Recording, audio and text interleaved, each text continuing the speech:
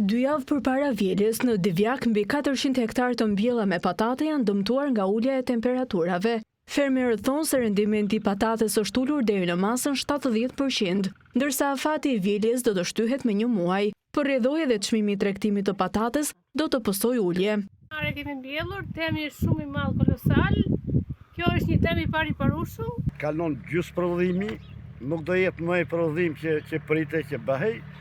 Përveç asaj, ka vonuar dhe 20 ditë tjera i duhen patates që të rigjenerohet, që të hyjë për prodhim. Pije rendimenti, çdo gjë është në vonesë. Do shkoj 20 ditë, një muaj më mbrapa. Fermerët kërkojnë mbështetje nga Ministria e Bujqësisë për ndërtimin e tuneleve me plastmas, në mënyrë që prodhimi i ardhshëm të mos dëmtohet nga ngricat. Vetëm çajna për sera mund të ruhen në këtë lloj natyre, në këtë lloj ftoti. Kurse forma tjera nuk ka. Njerëzit përdorin shumë forma me ujitjet e mëngjesit të shpejtën për të shplar, për të shu, po prapë pamundur.